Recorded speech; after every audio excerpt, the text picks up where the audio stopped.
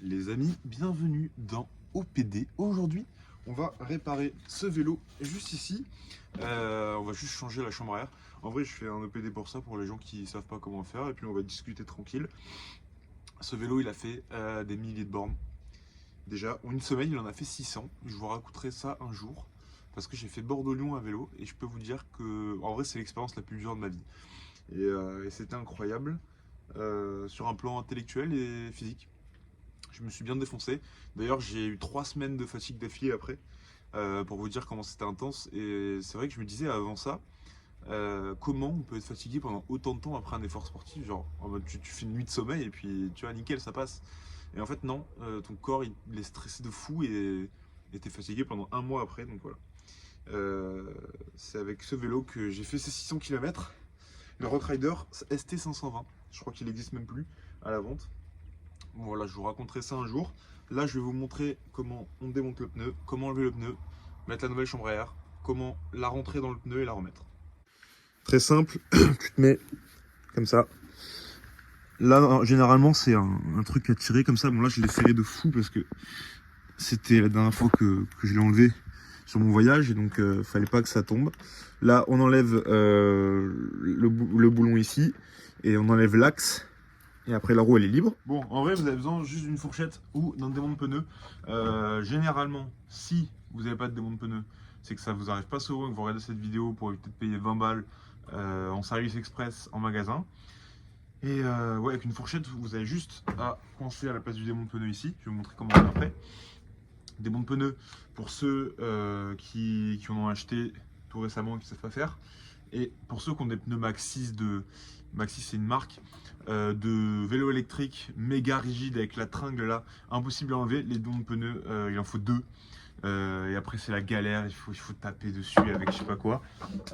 C'est vraiment une galère. Je vous montrerai sur mon vélo électrique comment je change un pneu. Alors là je l'ai passé en tubeless. Tubeless c'est sans la chambre à air. J'ai mis du liquide à l'intérieur. Pour ceux qui savent pas, c'est un espèce de liquide collant, du préventif. Donc j'aurai pas ce problème de crevaison, mais le jour où je le change, je vous montrerai. Du coup, commençons maintenant. Vous appuyez le pneu comme ça et vous venez glisser là le démonte pneu. Alors, vous pouvez faire ça, mettre le démonte pneu quand le pneu est crevé, quand la chambre à air est crevée. Par contre, si vous voulez la conserver, c'est mieux de le faire. Je vais péter un câble. En fait, il est méga rigide. Normalement, moi je travaille à Intersport. Quand je le fais, j'ai pas de mal comme ça, mais là en fait il reste collé. Donc tant mieux, comme ça on va voir la technique qu'il y a. Ce que vous faites, c'est que vous le prenez, vous le tordez comme ça à fond. Vous passez le petit truc là, le petit angle. Vous le mettez comme ça, vous rabattez en même temps de le tenir, sauf que là ça va pas passer. Ça va pas passer parce qu'il est beaucoup trop rigide. Alors je sais pas pourquoi. On va essayer avec la fourchette, mais je vais la tordre. Ouais, si vous faites ça avec une fourchette, faites avec une. Ouais, non, ça va pas passer là. On va trouver une solution, les gars. Putain, ça me fume. Je fais une vidéo tuto et je galère.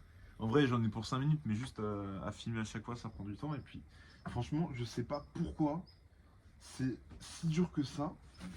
Parce que normalement, j'ai pas de mal comme ça. Ah, là, j'ai chopé un angle, je crois. Je comprends pas en fait.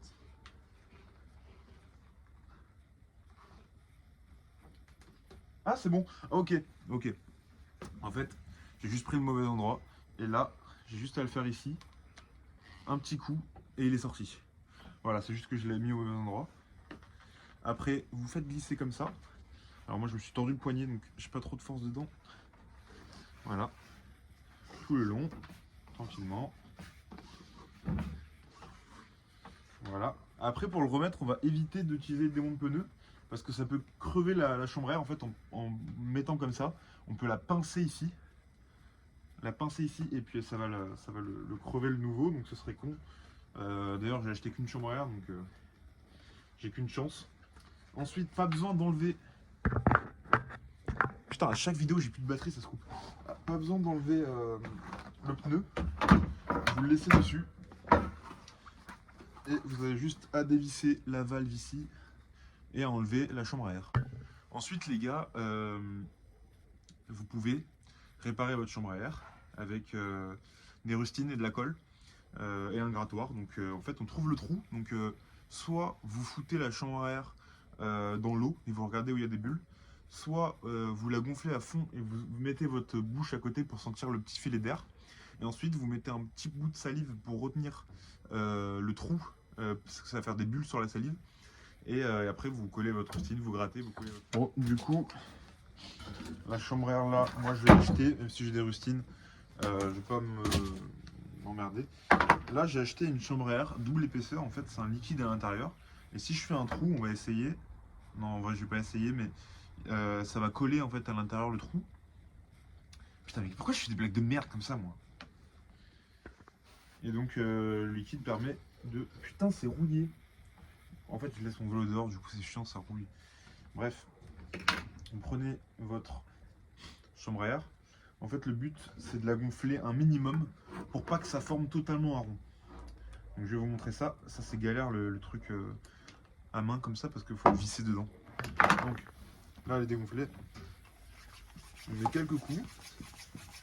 Alors là, je crois que ça gonfle pas. Ah, il faut que je le visse encore à fond. Ok, là on est à fond. Voilà. Vous voyez, là ça crée la bulle là. Enfin, ça gonfle quoi. Et là voilà, ça gonfle pas, ça fait pas encore le rond. C'est pas rigide, c'est pas gonflé partout. Et donc on garde ça, on enlève le gonfleur. Et là on va venir mettre la chambre à air dans la jante. Donc on fait gaffe de ne pas la tordre. On la met comme as. On glisse dedans. Et après il faut essayer de la passer dans le pneu. Donc c'est pas très compliqué. Hein. Juste là, je sais pas pourquoi le mien est rigide de fou. Et là il est passé de l'autre côté. Donc vous reprenez le démon de pneu. Là vous voyez il est passé de l'autre côté. Donc on reprend le démon de pneu. On repasse. Voilà. Bon, au moins je fais pas un gros fake où les gens ils disent voilà c'est simple de changer une roue ou une chambre à air. Vous voyez bien que ça peut être compliqué. En fait, c'est vrai que quand j'avais fait mon voyage à vélo, là, j'avais galéré, j'avais même pas réussi, j'avais toqué chez quelqu'un et il m'avait aidé. Et là, en fait, c'est mon pneu qui est méga compliqué à rentrer. Donc là, en fait, il faut juste mettre d'un côté, il faut que vous passiez juste la valve. Vous avez juste à glisser comme ça. Et ça s'enlève un peu. Donc après, on va refaire au fur et à mesure. J'ai regardé une vidéo pour changer ma roue électrique. Ma gyro roue. Et en fait, c'était mais genre, fallait dévisser 15 trucs. Le pneu, j'ai dû l'enlever, j'ai dû aller chez un garagiste pour qu'il me passe 2 trépieds comme ça, enfin 2 pieds de biche. Et c'était une grosse galère. J'ai passé genre 3-4 heures dessus. Et en tout, pour la remonter, j'ai passé tout. Enfin, pour la changer, en tout, j'ai mis 6 heures. Et une journée entière. Vraiment, je pétais les plombs. Et le mec le montrait pas dans la vidéo. J'avais le seum. En fait, ça m'énervait que le gars montrait pas, que c'était tellement difficile et qu'il dise voilà, c'est simple. Et donc voilà, moi je suis franc. Là, ça fait. Oh, ça fait pas longtemps que j'y suis, ça fait 15 minutes, mais c'est long. Normalement, je fais ça en 5 minutes. Et là, c'est tordu. Bon, le but, c'est. Voilà. Moi, si j'ai tout dedans, là, c'est juste tordu en haut, donc je vais regarder et après, on gonfle. Bon, du coup, là, c'était assez simple. Il me reste ça à foutre dedans. Donc, on va essayer. Je sais pas ce que ça va donner. Voilà, c'est bien ce que je pensais. Vous voyez, c'est méga dur et là avec les doigts je peux pas. Donc on va être obligé de prendre le démon de pneu. Faut bien le foutre là et le coller à la paroi pour pas pincer. Et là vous faites juste un effet de levier comme ça. On tient avec le pouce et on fait près du truc d'avant. Là je l'ai mis à l'envers donc ça risque pas de fonctionner. Là c'est trop loin. Donc on fout comme ça, tac. Et là c'est une galère. Hein. Je sais pas pourquoi mon pneu il est rigide comme ça. Il me reste ça et c'est à chaque fois de plus en plus dur. Après pour gonfler, ça sera juste gonfler, mais putain j'ai failli le péter. Mais là c'est vraiment chaud de ouf. Je vais essayer de le faire en vidéo. Ah, je sais pas comment le gars il avait fait quand il m'avait aidé à le faire, mais c'est une vraie galère. C'est un quoi mon pneu? Je connais même pas la marque. All Terrain. Terrain. J'en sais rien. Et ça se trouve j'ai pincé en plus. La chambre à air. Bon, je vais. C'est une dinguerie. J'ai jamais vu ça. Mes pneus, enfin, je monte peut-être 10 pneus par jour. Sur le mien, là, c'est une dinguerie. Donc, du coup, la fourchette, ça dépend de votre pneu. Hein. Parce que là, regardez, il me reste ça. En fait, le bail, c'est qu'il faut que je le foute dedans. Tu vois, j'arrive même pas à le foutre là. Une fois que j'arrive là, il faut que je le tourne là où c'est presque bon. Et là, je le passe comme ça. Et là, normalement, je peux le faire à la main, il me reste que ça. Et voilà. Et là, on va voir, verdict, est-ce que j'ai pincé ou pas? Voilà, j'en ai pour 3 minutes, c'est long, 3 minutes comme ça. Si vous avez un truc avec un baromètre, pour voir les barres, sur de la route, vous gonflez à 2 barres 5. VTT route, 2 barres 2, 2 barres. Et VTT 1,7. Et ça devrait le faire. Et je sais pas si j'ai crevé ou pas.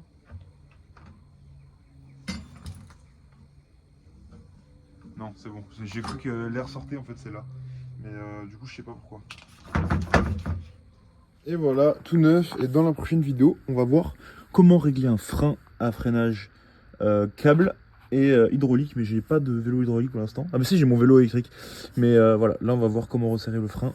Parce que là, on va voir que ça freine pas bien. Bon, c'était un peu galère. Je pensais que ça allait être simple, j'allais faire un tuto comme ça. En fait, non. Mais voilà. Je vous dis à la prochaine dans un nouvel OPD. Ciao!